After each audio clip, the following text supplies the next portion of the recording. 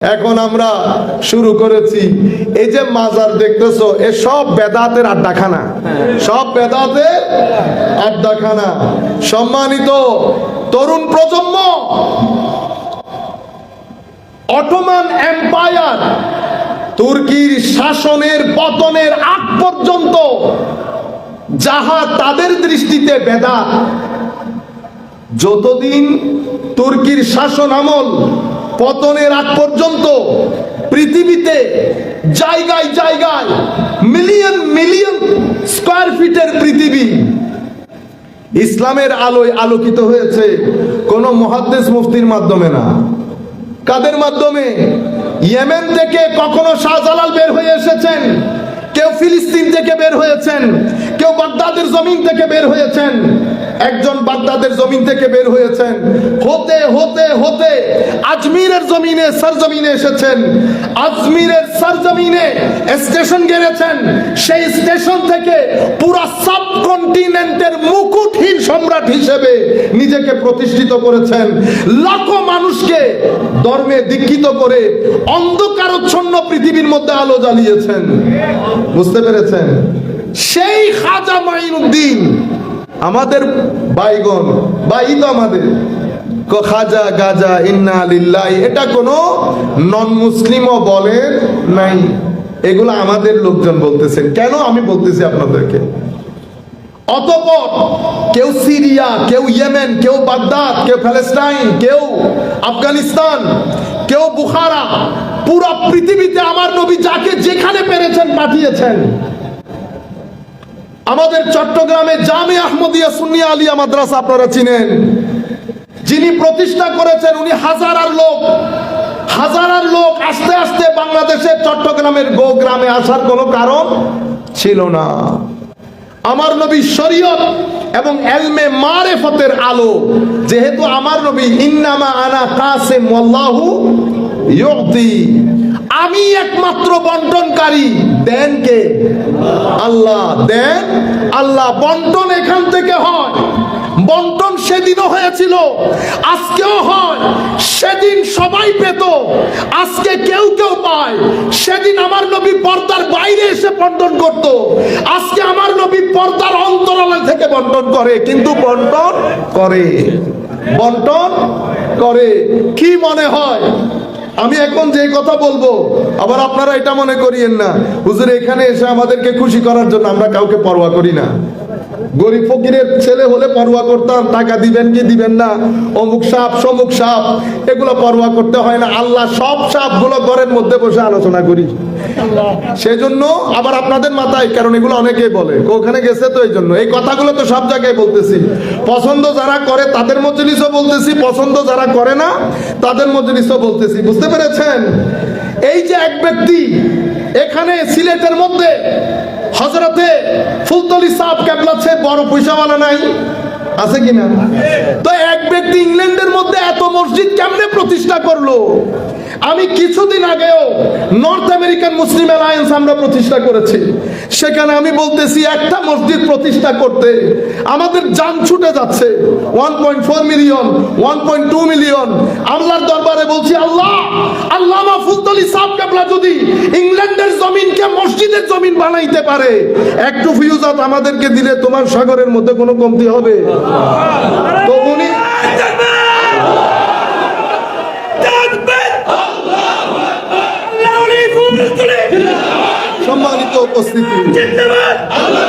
সম্মানিত উপস্থিতি, আপনি আমাদের নর্থহ্যাম্পটন বলেন, লন্ডন বলেন, ম্যানচেস্টার বলেন, আমেরিকা বলেন, এক ব্যক্তির ফিউজ ও বারাকাতে ইংল্যান্ডের ভূখণ্ডে আমরা যখন যাই, শবে বরাত এই মসজিদে, ঈদে মিলাদুন নবী এই মসজিদে, শবে কদর এই মসজিদে, ইসালে সওয়াব এই মসজিদে, কিয়াম ও মিলাদ এই মসজিদে, প্রত্যেক মসজিদ সুন্নি মসজিদের পেছনে ইল্লা মাশাআল্লাহ দুই একটা বাদে প্রত্যেক সুন্নি মসজিদের পেছনে ফয়ুজাত হযরতে শেখ আল্লামা ফুলতলি রহমাতুল্লাহি আলাইহি।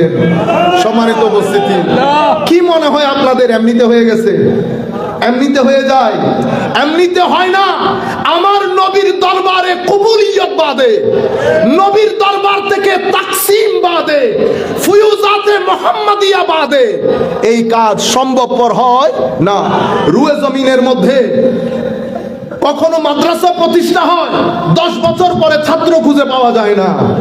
কিন্তু আপনি জামিয়ার দিকে তাকান, সেই জমানা থেকে এই জমানা পর্যন্ত দ্বীন ইসলামের আকীদা, শরীয়ত, তরিকতের এক চশমা চেরাগ জারি। এমনিতেই হাজারা থেকে এমনি এমনি এসে গেছে কোনো কারণ বাদে। সম্মানিত উপস্থিতি, আপনি বলতে পারেন অন্য খেদমত তো অন্য জায়গায় মানুষ করেছে, আমি বলতেছি সেটা। তাইলে পৃথিবী চাচ্ছে যেন আপনার এই ভূখণ্ডের মধ্যে ইয়েজিদিয়ত যে কোনো ভাবে প্রতিষ্ঠিত হয়। সেই কারণে মাজারের বিরুদ্ধে একটা প্রপাগান্ডা দাঁড়িয়েছে, মাজারের বিরুদ্ধে একটা প্রপাগান্ডা দাঁড়িয়েছে। একদল লোক, আমাদের ভাইয়েরা বুঝে না বুঝে তৌহিদি জনতা নাম দিয়েছে না। আমার নবীর জামানায় যেই ব্যক্তি আমার নবীর শানে বিয়াদবির কালচার তৈরি করেছে, কোন নন মুসলিম না, কাফের ও মুশরিক না। আমার নবীর ওযুর পানি দিতে নাকি ইহুদির ছেলে। হায় হায় হায়, আমার দৃষ্টিতে আমি ভুল হতে পারি, কারণ আমরা তো আলেম না। আমার মুফতি মঞ্জুররা আলেম, আমরা ওই অর্থে আলেম না। আমি সত্য কথা আপনাদেরকে বলছি, আমরা এখনো জের জবর দিয়ে ভালো করে পড়তে পারি না, আমাদের সূরা কেরাত শুদ্ধ না, কারণ আমরা আলেমই না। আল্লাহর দরবারে দোয়া করবেন, আল্লাহ যেন আমাদেরকে ওই জন্য গ্রহণ করেন এবং কবুল করেন। একটু দরুদ শরীফ পড়ি। সালাতুনিয়া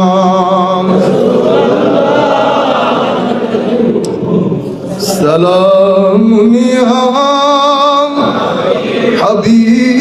হাবিবাল্লাহ আলাইকুম যে রহমত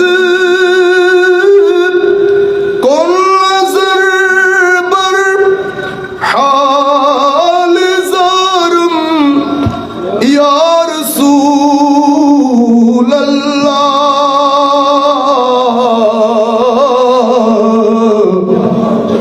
গরীবম বেনায়ম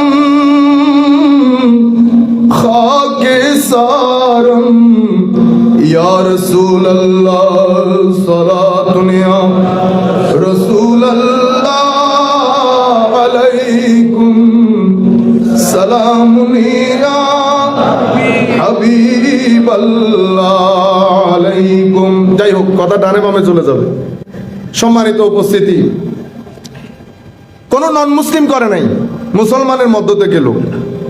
সে আমার নবীর সাথে বিয়াদবির কালচারটা শুরুই করেছে সে আমার নবীর দরবারে। অথচ ইহুদি, আমি মনে করি সে আমার নবীর সবচেয়ে কনিষ্ঠ সাহাবী। সর্বোচ্চ 30 মিনিট বা 20 মিনিট বা 10 মিনিটের সাহাবী, মানে ঈমান গ্রহণ করে সর্বোচ্চ 30, কমে 20, এর চেয়ে কমে 10 মিনিট পৃথিবীতে ছিলেন, কম সময়ের সাহাবী। অথচ ইহুদি আমার নবীকে ওযুর পানি দিতেন, ওযু করে আমার নবী উঠলে বোধহয় ঘাড়ে হাত দিয়ে বোধহয় উঠতেন, আমার নবীর জুতা মুবারক সিধা করে দিতেন। এটার কারণে উনি যখন অসুস্থ হলেন, এই হাদিস সংক্ষিপ্ত আকারে বুখারী শরীফের মধ্যে এসেছে, বিস্তারিত মুসনাদ আহমদ ইবনে হাম্বলের মধ্যে এসেছে, ইমাম ইবনে কাসিরও রওয়ায়াত করেছেন নিজের তাফসীরের কিতাবের মধ্যে, অত ডিটেইলসে যাওয়ার দরকার নেই। আমার নবী একদিন জিজ্ঞেস করতেছেন, ছেলেটা কোথায়? হুজুর ও তো অনেক অসুস্থ। তা আমার নবী একটু রাগ করেছেন, বেটা অসুস্থ, আমাকে বলা দরকার ছিল, আমি একটু দেখতে যাইতাম। হায় হায়, আমার নবী সাহাবায়ে কেরামকে নিয়ে দেখতে গেছেন।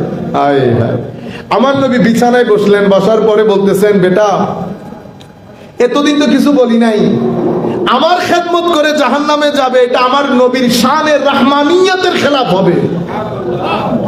আমার নবী বলতেছেন, শুধু কালমাটা পড়ে দাও, কালমাটা পড়ে দাও।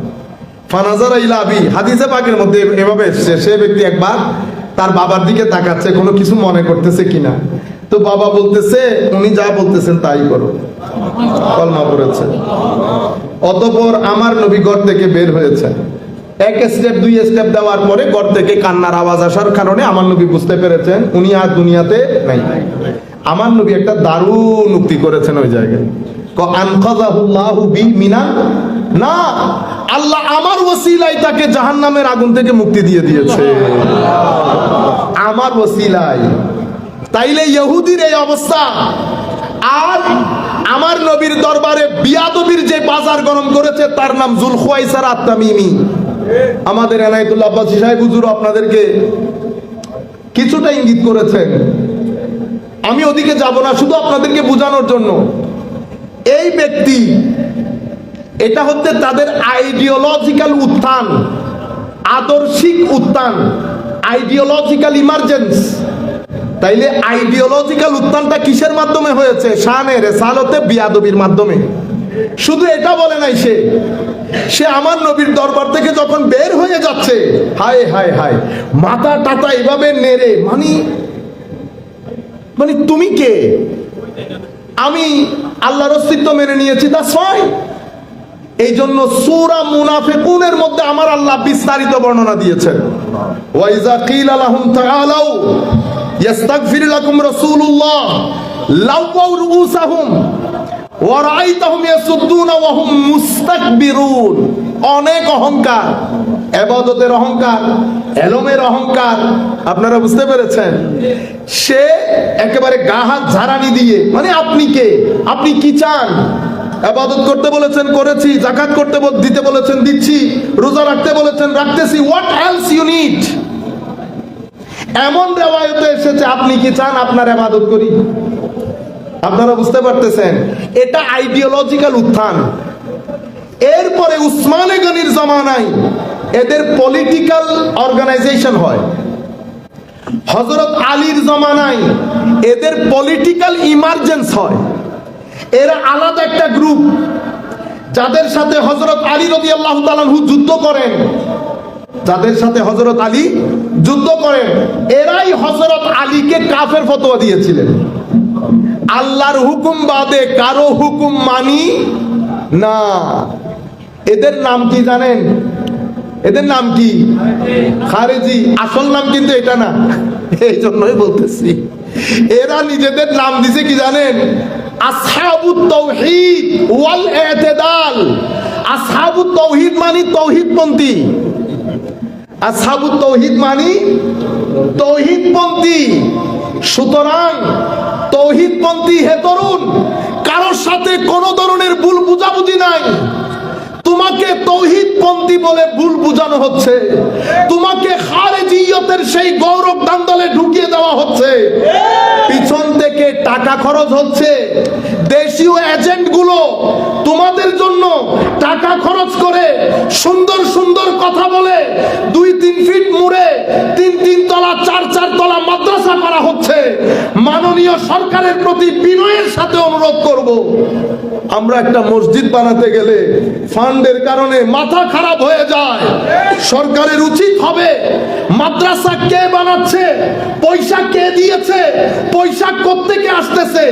কোন বাংলাদেশের কোন ব্যবসায়ী যদি পয়সা দেয়, তার উচিত ইনকাম ট্যাক্সের ফাইলগুলো জাতির কাছে ক্লিয়ার করা। আমাদের যে সুন্নি মাদ্রাসাগুলো আছে, সেটা সিরাজনগর হোক, ফুলতলি কেবলা সাহেবের মাদ্রাসা হোক, তারাও ইনকাম ট্যাক্সের কাছে নিজেদের ফাইল দিবে।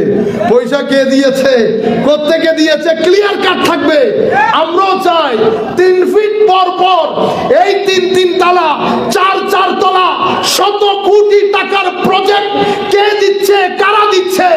যেই দেশে জাতীয় মসজিদ বাইতুল মুকাররমের কালারগুলা ভেঙে ভেঙে পড়ছে, সেই দেশে কোটি কোটি টাকা কারা দেয়, কি কারণে দেয়? হে তরুণ, বহির্বিশ্ব মিলিয়ন মিলিয়ন ডলার খরচ করছে এই ইয়াজিদিয়তকে প্রমোট করে হুসাইনিয়ত টেনে বের করার জন্য। এখানে আইডিওলজিক্যালি চেষ্টা করা হচ্ছে, অর্গানাইজেশনাল ওয়েতে চেষ্টা করা হচ্ছে। এক ব্যক্তিকে শত কোটি টাকার এক ব্যক্তি, তাকে জিজ্ঞেস করা হয়েছে, বা ওনারা নিজেরা প্রশ্ন সাজিয়ে এভাবে আসেন, প্রশ্ন আগ থেকে রেডি করা, এগুলা কেন করবেন? যাই হোক, আমরা নেগেটিভ সমালোচনা করছি না। এজিদের ব্যাপারে কি চেষ্টা, ইয়েজিদ দোষী না, ইয়েজিদ জানতো না, ইয়েজিদ কেন জানেন? হায় হায় হায়, পিছনে টাকা বন্ধ হয়ে যাবে, পিছনের টাকা বন্ধ হয়ে যাবে। 300 কোটি টাকার প্রজেক্ট, 400 কোটি টাকার প্রজেক্ট বাংলাদেশ চট্টগ্রামের জাতীয় মসজিদ জমিয়তুল ফালার মধ্যে পয়সার অভাবে এয়ার কন্ডিশন লাগানো যাচ্ছে না। সিলেটের মেডিকেল কলেজ, চট্টগ্রামের মেডিকেল কলেজ, বাংলাদেশের বিভিন্ন মেডিকেল কলেজের বার্ন ইউনিটে আমরা একটা এসি দিতে পারছি না। সেই জায়গার মধ্যে এত কোটি টাকা কোত্থেকে আসে? আমার একটু জানতে ইচ্ছে করে না? কে দিয়েছে? যারা দিয়েছেন কেন দিয়েছেন? কোন উদ্দেশ্যে দিয়েছেন? সেই কারণে ইয়েজিদিয়তকে প্রমোট করতে হবে, হুসাইনিয়তকে ডিগ্রেড করতে হবে, ডিসরিগার্ড করতে হবে। সেই কারণে আপনি বিশ্বাস করবেন কিনা জানি না, বাংলাদেশের 70% মসজিদ ওই কোটি টাকার মসজিদ। ইংল্যান্ডের, আমেরিকার পুরো মুহররম মাস চলে গেছে, ইমাম হুসাইনের কোন জিকির নাই। আচ্ছা, এতগুলো হাদিসের মধ্যে আমার নবী বললেন, আমাদের মুফতি মনজুর বলেছেন, আমাদের শেখ এনায়েতুল্লাহ আব্বাসী সাহেব হুজুর বলেছেন, এতগুলো হাদিস শুধুমাত্র বুখারী মুসলিমের 2টি হাদিস, যেটা আমাদের এনায়েতুল্লাহ আব্বাসী সাহেব জিকির করেছেন, উনি তিরমিজি শরীফের হাদিস জিকির করেছেন। সেই হাদিসের মধ্যে আমার নবী ইরশাদ করছেন, 2টি জিনিস রেখে যাচ্ছি, কিতাব আল্লাহ, ইতরাতি আহলা বাইতি, হায় হায় আহাদুহুমা আযমু মিনাল আখার। এই দুইটা একটা আরেকটার চেয়ে মহান। কোনটা কোনটার চেয়ে মহান বলা হয় নাই, আমার নবী বলছেন একটা একটার চেয়ে মহান। এরা দুইজন আল্লাহর কিতাব, আহলে বাইত, এরা একজন আরেকজন থেকে কখনো পৃথক হবে না। হাত্তা ইয়ারিদা আলাইয়াল হাউদ, হাউজে কাউসারে পানি বিতরণের আগের দিন পর্যন্ত কোরআনের সাথে আহলে বাইত জুড়ে থাকবে, কোরআন আহলে বাইতকে আঁকড়ে ধরবে, একটার থেকে একটা পৃথক হবে না। আমার নবী আমাদেরকে বলছেন, উম্মত ফানজুরু, সাবধান, মনিটর করো আমার পরে আমার আলের সাথে তোমরা কি ব্যবহার করছো। আপনারা বুঝতে পেরেছেন? এখন শুনেন, আজীব উম্মত। সম্মানিত উলামায়ে কেরামগো, আমি বিনয়ের সাথে দৃষ্টি আকর্ষণ করছি, এই ধরনের যত হাদিস, ইতরাতি আহলা বাইতি, যত হাদিস এসেছে, কিছুদিন আগে আমাদের কিছু ছেলে আন্তর্জাতিক একজন স্কলার, অনেক বড় মাপের স্কলার, ধরতে গেলে আমার শিক্ষকও বটে, আমি অনেক উপকৃত হয়েছি, কিন্তু সব বিষয় ওনার কাছ থেকে নেই না, ঈমানের বিষয়গুলো গ্রহণ করি না। উনি বলতেছেন, দেখেন, খারিজিয়ত যখন অস্থিমজ্জার ভিতরে ঢুকে যায়, ঘুরিয়ে ফিরিয়ে আলে রাসূল থেকে একটু ডিসরিগার্ড, এখানে আলু বাইতি ওয়াইত্রতি মানি আমার নবীর স্ত্রীগণ, আমার নবীর স্ত্রীগণ। এখানে আমাদের কিছু ভাই যাদের কথা বলেন তারা ইনক্লুডেড, মনে হয় যেন আমার নবীর সাথে জন্মের কোনো শত্রুতা আছে। রুয়ে জমিনের মধ্যে কোনো উলামা বলে নাই, সেটাও আজকের বুকে এসে শুনতে হইতেছে। কি উনি শোনাইতেছেন না উনাকে দিয়ে শোনানো হচ্ছে এটা তো আমরা জানি না, তবে যতটুকুন মনে হচ্ছে শোনানো হচ্ছে। যদি শোনানো না হইতো, আমি এত ক্লাস লাইব্রেরি আমার চোখে আর কোনোদিন দেখি নাই। আমরা একটা শোকেস বানাইতে পারতেছি না, আল্লাহ দিলে বাপ দাদার পয়সা কম নাই, এত সত্ত্বেও একটা শোকেস বানাইতে পারতেছি না, আর ইনাদের এত বড় বড় শোকেস। আপনারা বুঝতে পেরেছেন? এই হচ্ছে উম্মতের মধ্যে, ইভেন এই হাদিস দিয়ে নাকি শুধু আজওয়াজে মুতাহারা শামিল, এখানে আমার নবীর পাক পাঞ্জাতন শামিল নাই। ইন্না লিল্লাহি ওয়া ইন্না ইলাইহি রাজিউন। দুই জায়গা থেকে দুইজন আমার উম্মতের, আমার নবীর উম্মতের তরুণ প্রজন্মকে মিসগাইড করার জন্য একদল এদিকে টেনে নিয়ে যায়, আরেক দল আলে রাসূলের মহব্বত বলে সাহাবায়ে কেরামের উপর ইনজেকশন চালায়। আহলে সুন্নাত ওয়াল জামাত এক হাত সাহাবায়ে কেরামের কদমে, আরেক হাত আলে রসুলের কদমে। একদল আমাদের নৌকা, আরেক দল আমাদের তারকা। নৌকা চলতে গেলে তারকা লাগে, তারকা হেদায়েত দিতে গেলে নৌকা লাগে। দুইজন একসাথে হলে আহলুস সুন্নাত ওয়াল জামাত। এই কথা বলেছেন ইমাম রাজি উনার তাফসীরে কবিরের মধ্যে। আপনারা বুঝতে পেরেছেন? এভাবে ইয়েজিদিয়তকে প্রমোট করা হচ্ছে। এখন আমার নবী সাল্লাল্লাহু আলাইহি ওয়াসাল্লামকে আমরা একবার জিজ্ঞেস করি, হুজুর আপনি বলেছেন লাইলুহা কানাহারিহা, আমার উম্মতের জন্য আমি অন্ধকার রেখে যাচ্ছি না। তো আমার নবী কি ইয়েজিদের ব্যাপারে কিছু বলে যায় নাই? হায় হায়। হযরতে আবু হুরায়রা রাদিয়াল্লাহু তাআলা আনহু হায় হায় বাজার দিয়ে হাঁটার সময় বলতেন, আল্লাহুম্মা ইন্নী আউযু বিকা মিন রাসিস সিদ্দিন ওয়া ইমারাতিস সিবিয়ান। আল্লাহ 60 হিজরি আসার আগে আমারে তুলে নিন। আমি কোন এই চব, আপনারা চব বুঝেন, চিটাঙ্গা ভাষায় বলে চব, হাঙ্কি পাঙ্কি। এই 25 বছর যা আমাদের এক হুজুর একটা শব্দ বলেছেন, তার আমি চিন্তা করি, আচ্ছা মনে পড়ছে, বাইল্লা মৌলবী। বাইল্লা মৌলবী মানে বুঝেন আমাদের মতো আর কি। হ্যাঁ, হাই খুদা হাত টাত নারে এমন ভাবে ওয়াজ করে মনে হয় আলমের সাগর। বলে ক্লাস 6 এর মধ্যে ঢুকাই দিলে ক্রেন দিয়ে টেনে বের করতে হয় হুজুরকে। আমাদের কথা বলতেছি, কারো কথা না, আমি নিজের কথা বলতেছি। জমানা এমন এসে গেছে, আলেম উলামা স্টেজে বসে থাকে। হযরত জালালউদ্দিন রুমি বলছেন, জমানা এমন আসবে আলেম উলামা চুপ হয়ে যাবে, তাদের মাথার উপরে খেলবে জাহেল মূর্খরা। জাহেল মূর্খরা। কোন কথা বলতে চেয়েছিলাম মনে আছে আপনাদের? একটু কফি দেওয়া যাবে? সালাতুন ইয়া রাসূলুল্লাহ আলাইকুম, সালামুন ইয়া হাবিবাল্লাহ আলাইকুম। 60 হিজরি থেকে বানা চায়।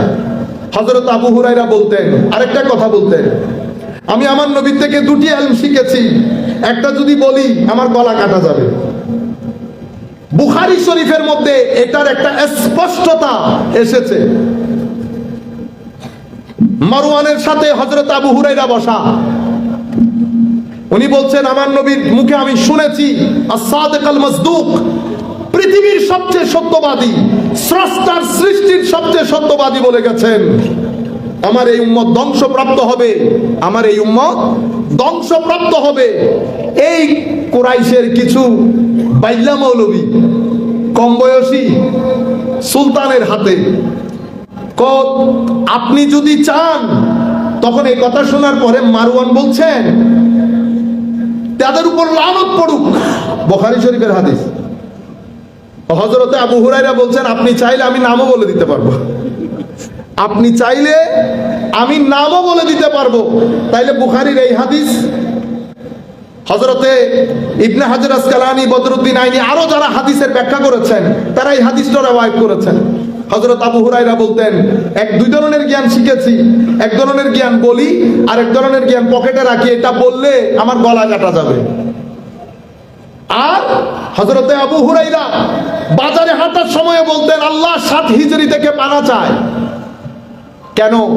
সমস্ত মুহাদ্দিসিন বলছেন, যাদের হাতে আমার নবী বলেছেন উম্মত ধ্বংসপ্রাপ্ত হবে, তাদের প্রথম ব্যক্তির নাম ইয়াজিদ, নাম্বার 1। নাম্বার 2, এই হাদিস ইমাম ইবনে আবি শাইবা বর্ণনা করেছেন। হাদিস, আমাদের এখানে হাদিস বললে এখন কেউ সহিহ, কেউ দঈফ, সবাই তো বড় বড় মুহাদ্দিস এখানে, ঠিক না? হ্যাঁ, এক ভদ্রলোক, উনি ইংরেজিতে বক্তব্য দিয়েছেন। বক্তব্য দিয়ে বলতেছেন, দিস হাদিস ইজ অথেন্টিক, দিস হাদিস ইজ অথেন্টিক। ওয়াই? হাযা হাদিসুন হাসানুন সহিহ, অথবা হাযা হাদিসুন সহিহ। আল্লাহ, দেখছেন নি অবস্থা, জাহেল মূর্খ। তো বক্তব্য শেষ হওয়ার পরে আমি ওনাকে বলতেছি, ভাইজান একটু কথা বলতে পারবো? তো আমিও প্যান্ট শার্ট পরা, তো উনি বুঝতে পারেন নাই। বলতেছে কি বিষয়? আল্লাহ, আপনি বলছেন না হাযা হাদিসুন সহিহ, ট্রান্সলেশন করলেন না, দিস হাদিস ইজ অথেন্টিক। তো হাযা হাদিসুন গায়রু সহিহ, এই হাদিস সহিহ না, এটা ট্রান্সলেশন কি হবে? এটা ট্রান্সলেশন আমি কি ভুল করছি? আল্লাহ এটা আমি বলবো কেন? ডিসাইড আপনি করেন। কত আপনি বলছেন, ফতোয়া আপনি দেন। বেটা আমি এই কথাগুলো বলতেছি আপনাদেরকে ওই যে আমার বড়ত্বের জাহিরের জন্য না, আমি বলতেছি কি কি জায়গা থেকে। এখন আমাদের ছেলে যারা, তারা কিন্তু আমার বক্তব্য শুনতেছে না, যেহেতু আমি বাংলাতে বলতেছি। তারা বক্তব্য শুনতেছে কার? ইংরেজিতে। ইংরেজি বলছে যখন শুদ্ধ বলছে, ইংরেজিতে যেহেতু বলছে ঠিক বলছে, বুঝছেন? তো এখন হাজা হাদিস, আমাকে একটা কথা বলেন, এরা মুহাদ্দিস মুফতি, এনারা ভালো বুঝবেন। আমরা যখন বলি হাজা হাদিসুন সহি, এটার অর্থ কি? আপনি আমার নবীর হাদিস সহি গলত এটা বলতে পারবেন? উম্মতের কোন রাইট আছে আমার নবীর হাদিস সহি দুর্বল বলার? হাজা হাদিসুন সহি মানে হাজা হাদিসুন সহিহুল ইসনাদ। এই হাদিসের আগে যে নামগুলো আছে সেই নামগুলো কি? সহি। এটা একটা টার্ম, পরিভাষা। পরিভাষার কখনো বাংলার অনুবাদ হয় না। ঢাকা মানে কি? ঢাকা, ঢাকা মানে কি? কাভার্ড। তো এখন বেশি পণ্ডিতি করে যদি বলেন I am going to covered, হইল নি? না, টার্মের তো অনুবাদ হয় না। সহি একটা টার্ম, 7টা 6টা শর্ত পাওয়া গেলে একটা হাদিসের সনদকে কি বলি আমরা? সহি। উলামায়ে কেরাম বলেন সহি। আপনারা বুঝতে পেরেছেন? দঈফ, দিস হাদিস ইজ উইক, ইন্না লিল্লাহি ওয়া ইন্না ইলাইহি রাজিউন। দঈফ বলে উইক। तो पाकिस्तानी हो तो फिर गड़बड़ हो जाता है, पाकिस्तानी हो, क्योंकि वो भी दईफ इस्तेमाल करते हैं। फिर हाजा हदीस दईफ कहते हैं। ये हदीस बहुत ज़ईफ है, लगता है उसकी दादा बुड्ढा हो गया, वो ज़ईफ ही हाल बता रहे। इसे नहीं है যে হাদিসের সনদে মানে সহি হওয়ার জন্য যে শর্তগুলো আছে, সেই শর্তের উঠানামার কারণে সনদ একটু নিচে আসে, একটু নিচে আসে, দঈফ পর্যন্ত যায়। দঈফ হওয়া মানে মাতরুদ না, দঈফ মকবুল। এখন কতটুকুন গ্রহণযোগ্য, কি ফরজের ক্ষেত্রে না ওয়াজিবের ক্ষেত্রে, সেটা ভিন্নতা থাকতে পারে। তো এই হাদিসগুলোকে কেউ কি বলেন নাই? জাল বলেন নাই। হাদিসের মধ্যে আমার নবী বলছেন ইন্না আউওয়ালা মান ইউবাদদিলু সুন্নতি রাজুলুন মিন বানি উমাইয়া ওয়া ফি রিওয়ায়াতিন উখরা ইউকালু লাহু ইয়াজিদ। প্রথম যেই ব্যক্তি আমার সুন্নতকে পরিবর্তন করবে, সুন্নত কি? সুন্নত আমার নবী যেই দ্বীন দিয়ে গেছেন, সেই দ্বীনের সৌন্দর্য ছিল, সেই দ্বীনের সৌন্দর্য ছিল কিসের উপর? শুরা। সরকার গঠন করবেন, রাস্তা দুইটা, হয় শুরা কনসালটেশন, পরামর্শ করে, অথবা গদি দখল করে। এই দুইটার বাইরে আর কোনো কিছু নাই।